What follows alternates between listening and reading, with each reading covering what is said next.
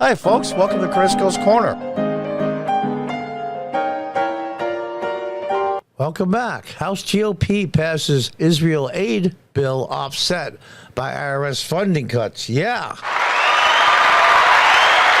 Should give it two applause. One, to pull the funding from the IRS, and two, aid to Israel. The White House, of course, has already threatened to veto the bill. Yeah. Let's read on. The House of Representatives approved spending $14.3 billion in federal aid dollars to Israel in a 226 to 196 vote on Thursday, with 12 Democrats joining Republicans to pass it. Well, that's encouraging, actually. It's only 12, but you gotta start somewhere. Under the bill brought by House Republicans, that funding will be reallocated from money that was meant for the IRS in President Biden's Inflation Reduction Act. There's an oxymoron if you ever heard one. That's like Build Back Better. It's like jumbo shrimp. Just two Republicans voted against the bill, Marjorie Taylor Greene and Thomas Massie. Now, Thomas Massie's a sharp guy. Got a lot of respect for him in a lot of ways. I'm wondering why they voted no. I'm not sure. It doesn't say, but that's a little surprise, frankly, both of them. Among the Democrats that voted in favor are representatives from New Jersey, Florida, more from Florida. Debbie Wasserman Schultz voted for a standalone bill.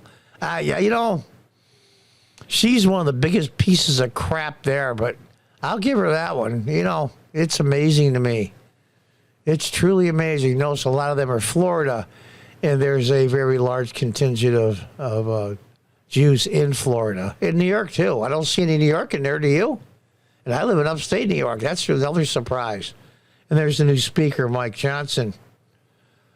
Republicans celebrated the bill's passage. Republican Policy Committee Chairman Gary Palmer from Alabama lauding the aid to a major ally and the defunding of Biden's IRS. Well, that's a twofer. Israel has every right to defend itself from the brutal attacks they've been witnessing over the last month, Palmer said. With this piece of legislation, we're helping any ally in need while also cutting from Joe Biden's weaponized IRS. The funds are better used supporting Israel than being used by IRS agents to audit middle-class Americans. Yeah, I agree. Israel's been open in war with Hamas since last month, when militants killed over 1,000 Israelis in a surprise attack in villages throughout the southern part of the country. Now, not just murdered them, it was horrendous stuff. I mean, tying up families and assassinating, killing their children in front of their parents, other assaults, sexual and otherwise, what they did to small children. That's a little bit more than murdered. Let's read on. Representative Randy Finstra of Iowa also highlighted the fact that there are more than 24 of those slaughtered were American citizens. Yeah, people forget about that. Hamas terrorists senselessly murdered innocent Americans and Israelis with no remorse whatsoever. I'm going to say this again, and some people are going to be upset when I say this because it's only conjecture. I'll put it at the 95 percentile that if Trump was still president, this would not have happened. Neither would Ukraine, for that matter. There's never a 100% guarantee in guessing, but I'm at about a 95% sure.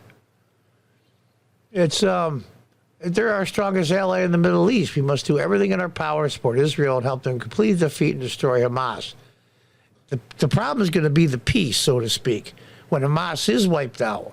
And the propaganda machine of all the university students and the progressive lefties in the major cities and the mainstream media, cable news, social media, what they do after the fact, how they're going to make Israel the monster and the bad guy. Military veteran John James told Fox this assistance is critical to Israelis' efforts to restore peace. Yeah. The bill faces an uncertain future in the Senate, however. Majority Leader Chuck Schumer called it a joke on Thursday morning. Now, he's my representative, and I say that with zero pride. I live in a very deep, deep blue state. Not as bad as California or maybe Illinois, but bad enough. It's funny, you don't hear from the other New York State senator, U.S. Senator, Gillibrand, she's been awful quiet.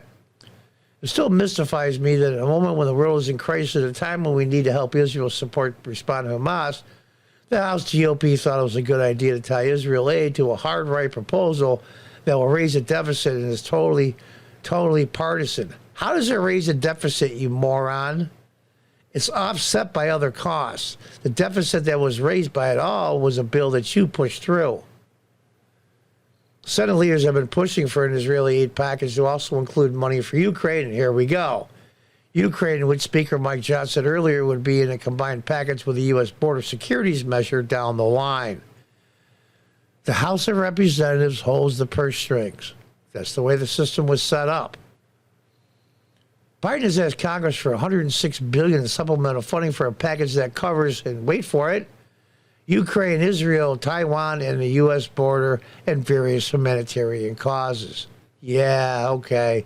The devil's in the details on that one, President Biden. The White House on Thursday said that Biden would veto a standalone Israeli bill if it comes to his desk. And they'll turn around and say, I would have signed it if it wasn't offset by the IRS changes. These guys suck so bad. The Office of Management of Budget said the legislation is bad as bill for Israel, for the Middle East region, and for our national security. This is the guy that runs OMB, all right? You know, or the representative from OMB, which is supposed to be bipartisan. It's amazing to me. The rot has infiltrated so deep in every bureaucratic agency, and you know, I'll tell you what. If and when Trump wins, these guys are in deep crap. Deep crap. One is he'll just go medieval on all the agencies and the bureaucrats, and two is he'll be held unchecked to a certain extent because he didn't have to run again.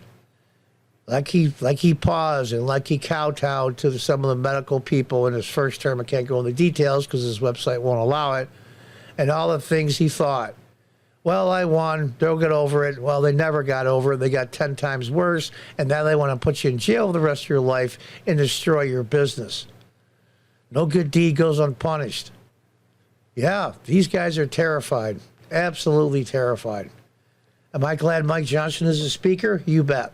Not because of his religious views, which I applaud, because he seems like a decent guy that gives a damn about the country, that wants to run it as the founders had intended.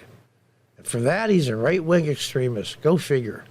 After he was picked as speaker, several Congress members sat around in a semicircle and stood and prayed. And they got crap for it.